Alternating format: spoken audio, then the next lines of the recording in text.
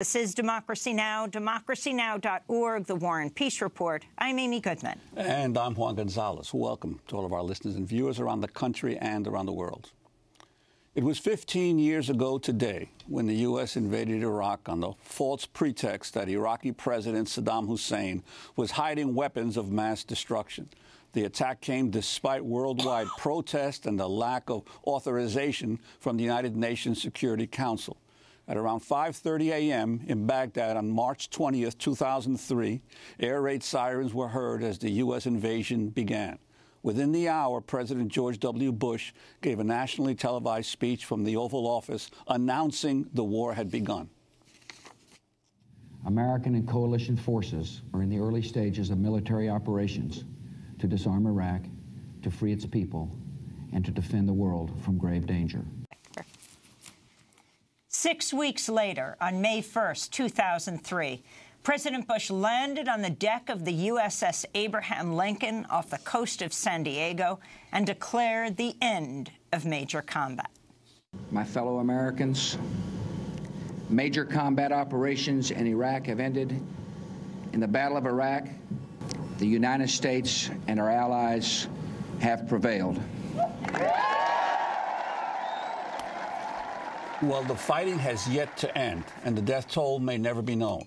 Conservative estimates put the Iraqi civilian death toll at 200,000, but some counts range as high as 2 million. In 2006, the British medical journal Lancet estimated 600,000 Iraqis died in just the first 40 months of the war. The U.S. has also lost about 4,500 soldiers in Iraq and some more than 22,000 wounded.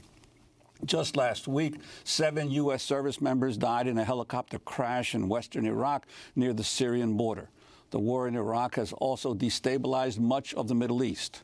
Former United Nations Secretary General Kofi Annan and others have directly blamed the U.S. invasion of Iraq for the rise of ISIS.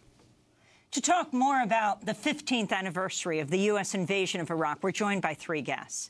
Zahra Ali is a French-Iraqi sociology professor here in the United States at Rutgers University. Her forthcoming book is titled Women and Gender in Iraq, Between Nation Building and Fragmentation. Ali grew up in France. Her parents were Iraqi political exiles.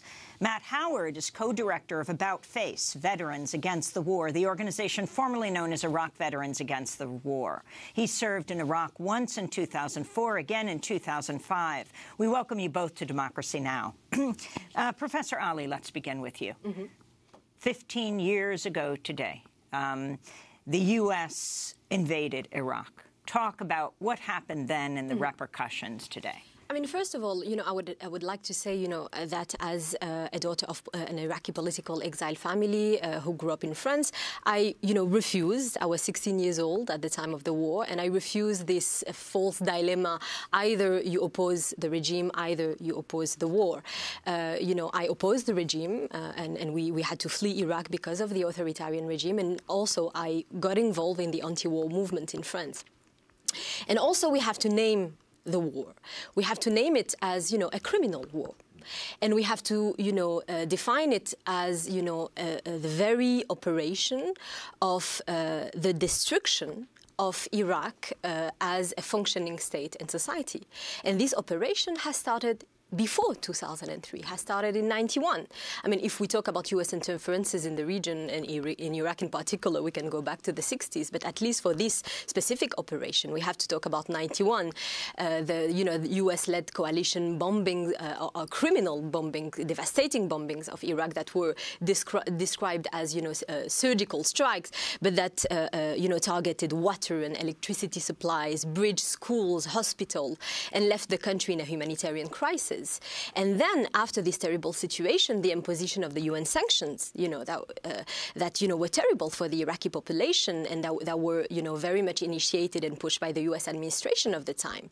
So a country that needed to be reconstructed was plunged into a deep humanitarian crisis that destroyed its middle class, weakened to an extreme level its state's institution and infrastructures. So we had, before the sanction, a free and strong education education system, a good healthcare system, so a functioning state. And then, so this is the situation, you know, that characterized Iraq in 2003 when the invasion happened. So the Iraqi society had already been brutalized by decades of wars and by the normalization of political violence, of course, you know, the repression of all the different uprising of the population in the north and in the south, and social, economic and humanitarian crisis. And I want to say that, you know, the U.S. invasion exacerbated the situation, this crisis, to its extreme. First of all, in destroying what was left of the states, its institutions and services that provide basic human needs to the society, that makes a functioning society, so access to running water, electricity, a welfare state.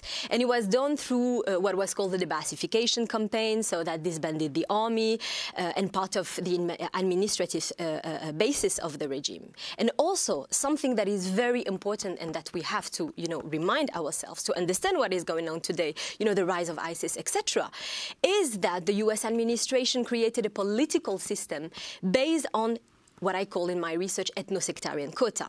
In other words, is to say that the U.S. administration has institutionalized racism in Iraq. So it has created a political regime that, you know, relies on communal-based identity. So in Iraq, in 2003, since 2003, you are not just a political leader defined by your belief, your political belief. So as a, I don't know, a communist, a nationalist, an Islamist, you are an Arab political leader, a Kurdish political leader, a Sunni, Shi'i, or Christian political leader. And this really is at the core of what, you know, provoked the social, ethnic, and sectarian fragmentation and the sectarian war in the country. As well, we have to say that the U.S. You know, administration brought to power a political elite that, you know, had mainly lived in exile since, for example, for some of them, since the 80s, so very much disconnected with the realities on the ground.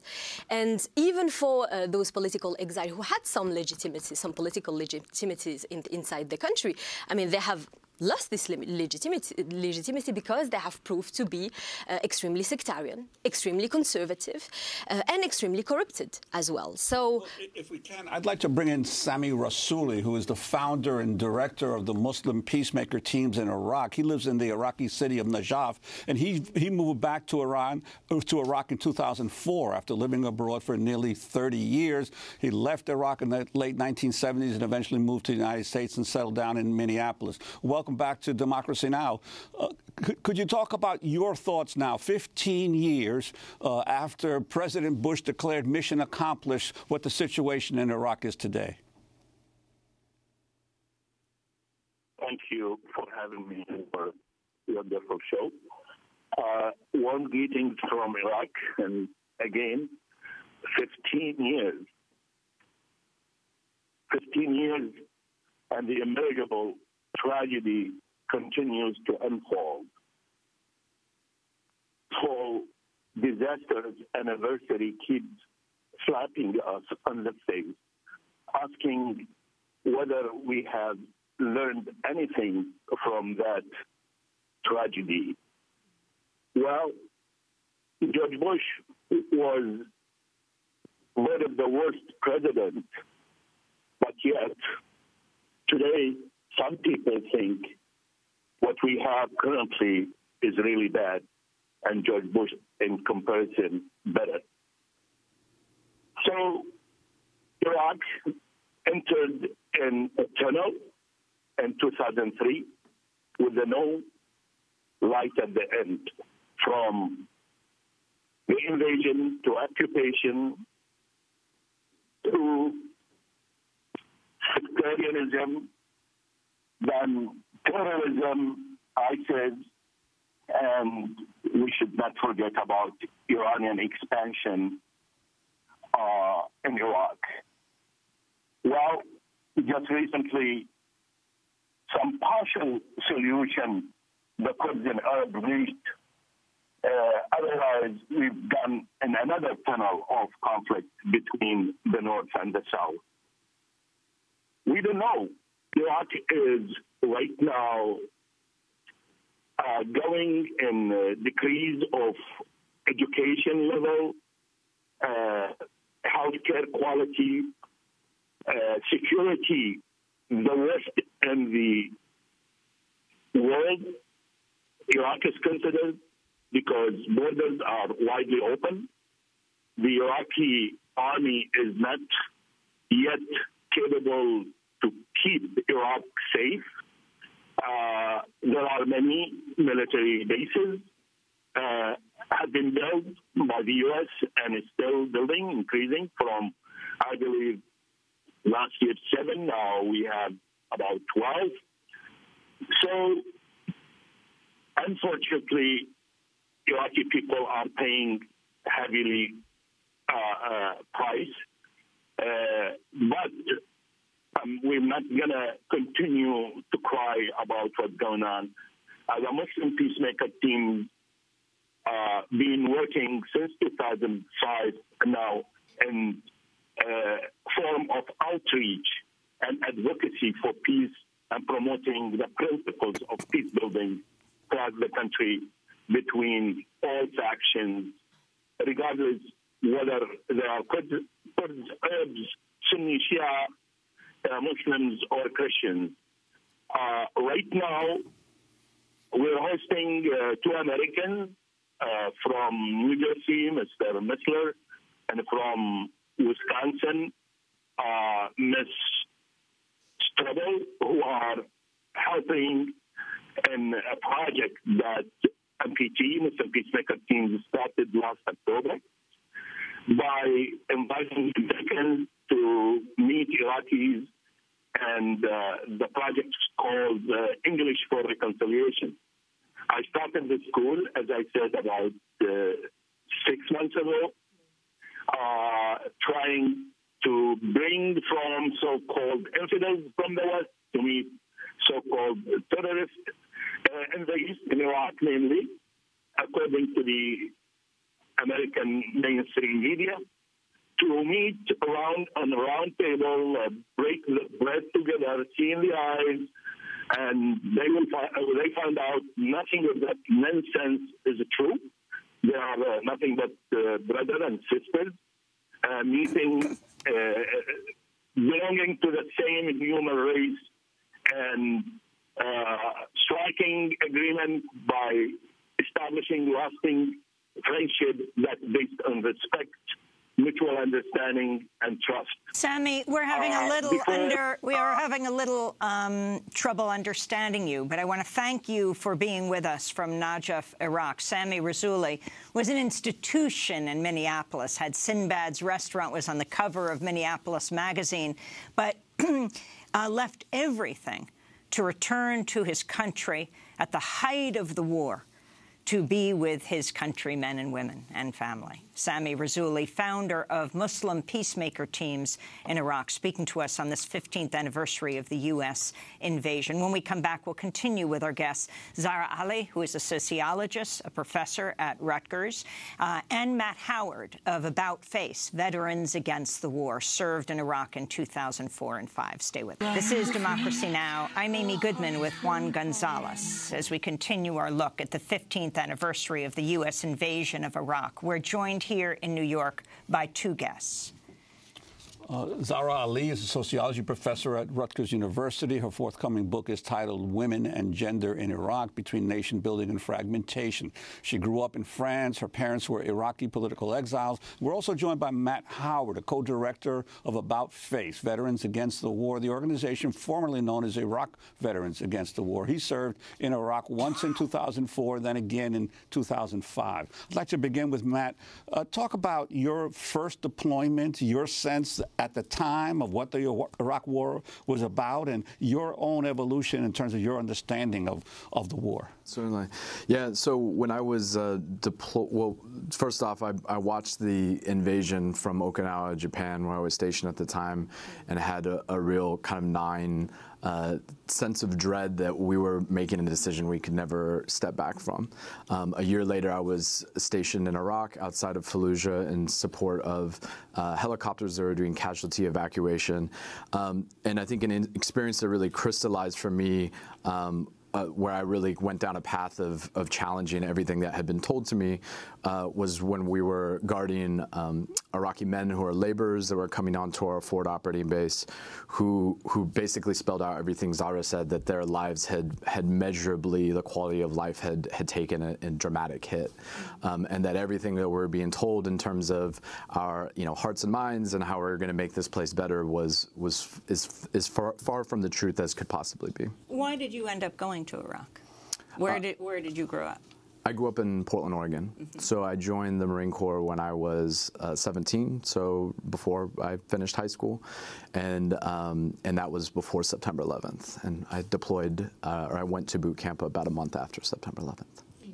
And, what of the casualty numbers for Iraq, given the length of the war, don't appear on the American side to have been that great, 4,500 soldiers. But when you think of the more than 22,000 who were injured as well, many of those soldiers injured would have in previous wars died, but not for the miracle of science and medicine. But many have survived with lifelong injuries of amputated limbs and traumatic shock and brain damage. Can you talk about the impact on the soldiers for this constant warfare, because obviously they never were able to win the hearts and minds of the Iraqi people?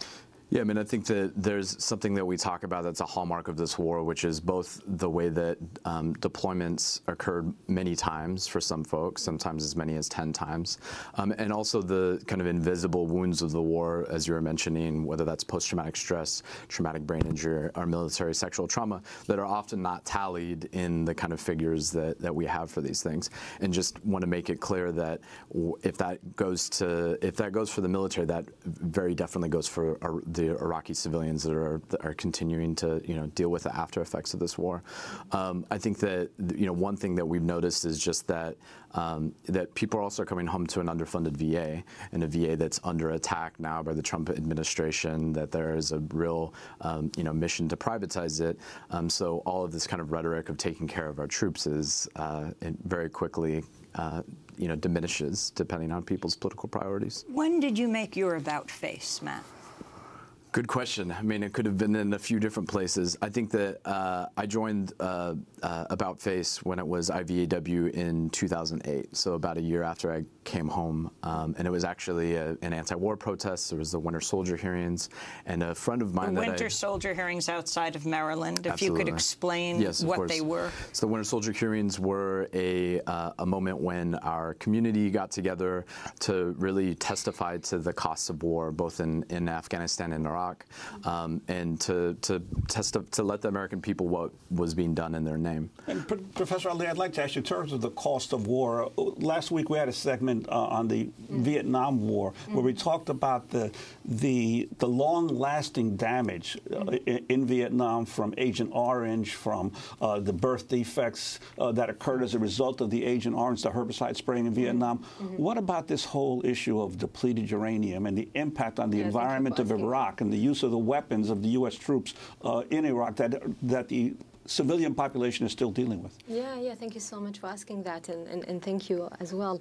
Yes, I mean, you mentioned Fallujah, and it's, I mean, now known that, depleted uranium was used in Fallujah, and, it was a criminal war, it was a dirty war as well. And white phosphorus. Yeah, and the effect for the Iraqi population in Fallujah and elsewhere is actually, it goes even, through generations, when you think of the use of all the chemicals, etc.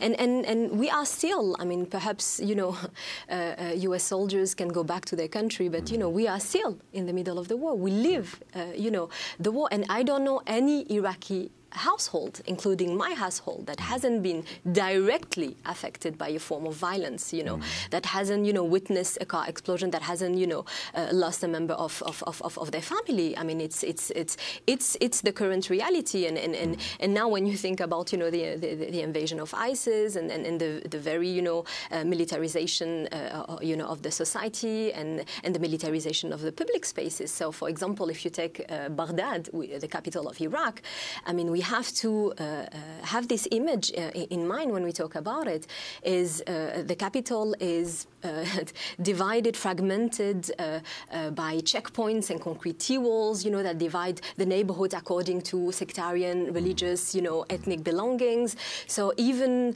and I talk about it when I talk about women and human rights in general, in my research in Iraq, when you want to circulate in Baghdad, you have to, every kilometer, pass through an armed male soldier, a checkpoint. So even the population of Baghdad, 65% of the population of Baghdad itself, has been, displaced either in Baghdad or in Iraq or outside Iraq. Professor Ali, you write in your Washington Post piece about a proposed constitutional amendment which would have a massive effect on women.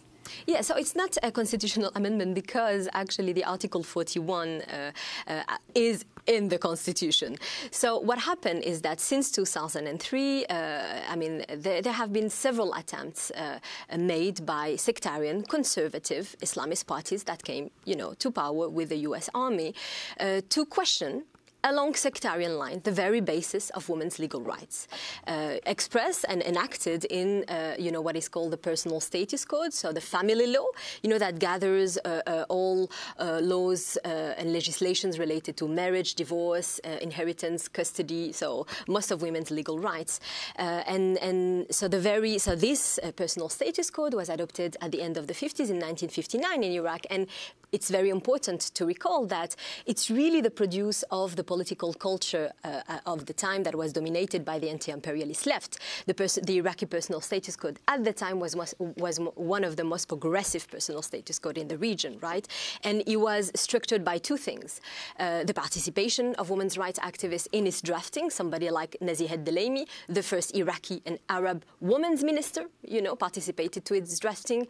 And the second dimension that is very important to understand what is going on now is that it still gathers Sunni and Shi'i like Muslim jurisprudence. So it has a unifying, dimension. And this is I think, the political legacy that is being questioned since 2003. So we had it with the Decree 137, then now we have it in the Article 41. But thanks to feminists, women's rights, civil society mobilization, the Article 41 is still not implemented. But still, under the name of this article, we had so many, law propositions made by conservative, sectarian Islamist parties that are in power since 2003. The Ja'fari law, for example, in 2014, and just a few months ago. The Ja'fari law is? The Ja'fari law is a proposition that would allow the existence of a family law based on the Ja'fari madhab, so school of law. And among the things that are problematic and that represent, a regressive thing for women's rights is that it allows very informal forms of unions in which women do not have legal protection. It can, if ever implemented, allow lower the age of marriage as early as 9 years old for girls. So this is the kind of things, this is the kind of questioning of women's legal rights that is made. But I also want to make a point here is that we tend to approach women's rights in a very, I think, simplistic manner, or as if it was a very abstract thing, just as democracy, it's a value or whatever. No, it is very concrete stuff when we talk about democracy or the right to vote. If you think of the right to vote, that is, of course, essential for women and all citizens. You also have to have the structural context that allow people to go to the voting site without being scared of being shot or kidnapped, right? And you have for women to have, a functioning state institution, childcare, healthcare, education, access to the job market, and as well, when we talk about the post-2003 situation, although the militarization had already started under the regime with the different wars in the 80s, but now we have really reached an extreme. So militarization really defines, gender norms and relations, towards masculinist ways of defining, malehood, and that idea that, women need protection and men are the protector, of women. And these are very important dimensions to keep in mind. I wanted to turn to Matt to ask you about the many people, as we've mentioned, have blamed, especially in the latter period of this U.S. Intervention in Iraq, the rise of ISIS as a direct result of the U.S. invasion, and especially of the attempt of the initial administrators of Iraq, the coalition, in terms of rooting out all of the Ba'athist leaders throughout the entire governmental structure, removing them from civil service, dismantling the military, and basically destroying the existing institutions of Iraq. Right. I'm wondering what your thoughts about that. Yeah, I mean, I think that... And what you saw directly. Yeah. Sure. I mean, I was there in 2004 and 2005, and obviously the rise and emergence of ISIS is significantly further down the line. But I think that it's pretty clear that all blame that can be laid to is that the U.S. government and U.S. militaries really can be laid into its lap around the emergence of ISIS. And, part of that is just that for this pure simple fact that the leadership met each other in coalition prison-run facilities. They had essentially cut their teeth during the occupation of Iraq. Were fighting U.S. forces, occupiers there, and that and were politicized and found themselves obviously in positions in Syria and other places. I think that if anything, it points to the U.S.'s role in destabilizing the region, in the after effects that we're seeing right now throughout the Middle East and Central Asia. I wanted to turn to Tony Blair, right? October 2015, the former British Prime Minister speaking to Fareed Zakaria on CNN, saying there were, quote, elements of truth to the claim that removing Saddam Hussein played a part in the creation of ISIS. You can't say that those of us who removed Saddam in 2003 bear no responsibility for the situation in 2015. But it's important also to realize, one, that the Arab Spring, which began in 2011, would also have had its impact on Iraq today.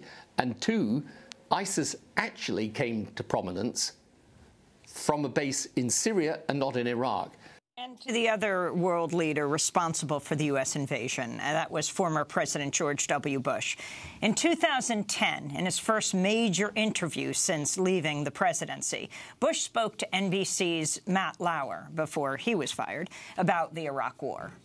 So by the time you gave the order to start military operations in Iraq, did you personally have any doubt, any shred of doubt about that intelligence? No, I didn't. I really didn't. Not everybody thought you should go to war, though. There were dissenters. Of course there were. Did you filter them out? I was a dissenting voice. I didn't want to use force.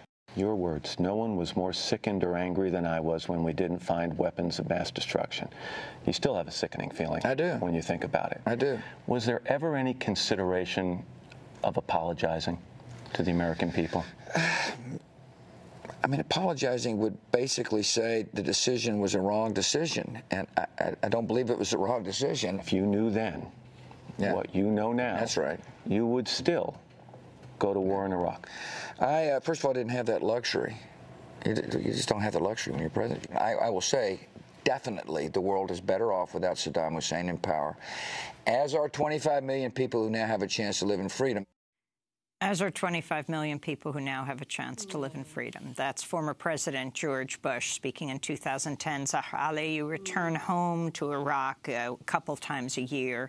Your parents, political dissenters. Interesting that George Bush described himself as a dissenter. Your response both to Bush and to Blair?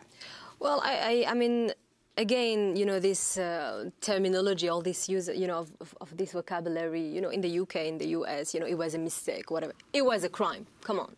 It's a criminal war, and these people, have to be judged for their crimes, right? But also, I want to say something about, this narrative about democracy, etc., is that, the post-2003 Iraqi regime has proven, to be very anti-democratic. And when we think of the context of the invasion of ISIS and, what happened around it, we have also to talk about the fact that in Iraq, despite the very terrible situation, we do have very strong social movements. We do have, citizens, more recently, since 2015, we have like a very strong grassroots popular movement that, question the very legitimacy of the post-2003 regime, women's rights activists, involved, in that movement. But the situation is that, in a way that is kind of comparable to here, is that this war on terror narrative is really, used to justify any kind of, repression, any kind of silencing of, radical political activism in the country, right? Well, we want to thank you both for being with us. Matt Howard of About Face, Veterans Against the War, and also Zahra Ali, who is a sociology professor at Rutgers, a French-Iraqi woman who is writing a book right now on Iraqi women, her forthcoming book. And feminist activists, Women and Gender in Iraq, Between Nation Building and Fragmentation. Zahra Ali grew up in France, her parents Iraqi political exiles. This is Democracy Now! When we come back, what has happened to the undocumented workers who are rebuilding Houston, undocumented and unpaid? Our own Democracy Now!'s Renee Feltz will bring us a report. Stay with us.